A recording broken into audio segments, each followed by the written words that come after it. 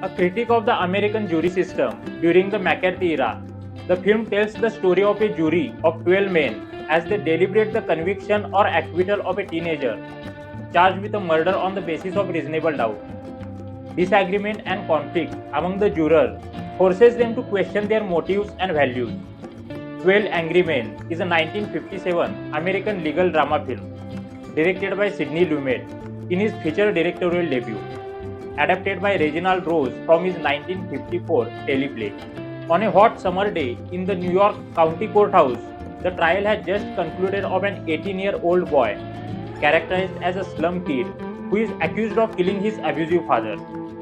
The judge instructs the jury that if there is reasonable doubt, they must return a verdict of not guilty. If found guilty, the defendant will receive a mandatory death sentence via the electric chair. The verdict must be unanimous. At a surface level, this is the open and shut case. A neighbor who lives opposite testifies to having seen the defendant stab his father as she lay in bed, looking out of her window and through the windows of a passing elevated train into the apartment where the killing took place.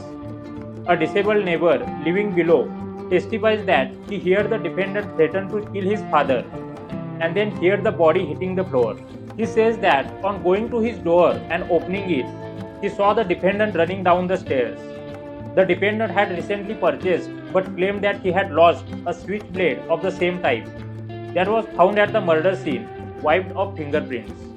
They all are from diverse backgrounds like assistant high school football coach, bank teller, owner of a messenger service played by Lee Cobb, stockbroker, painter, salesman, architect played by Henry Fonda, garage owner, watchmaker, advertising executive.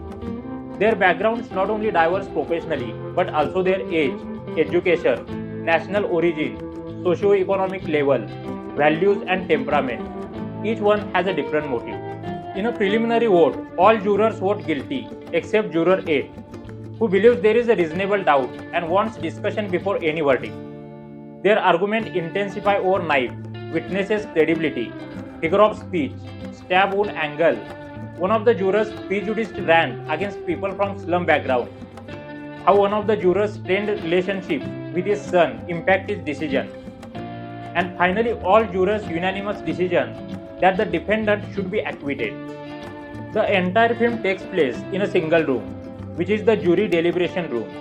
At the beginning of the film, the cameras are positioned above eye level and mounted with a wide-angle lenses to give the appearance of greater depth between subjects. But as the film progresses, nearly everyone is shown in close-up with a lower angle, which decreases or shortens depth of field. Lumet stated that his intention in using these techniques with cinematographer Boris Kaufman was to create a nearly palpable claustrophobia. Film underscores the value of every human life and the responsibility that comes with making decisions that affect someone's life and liberty.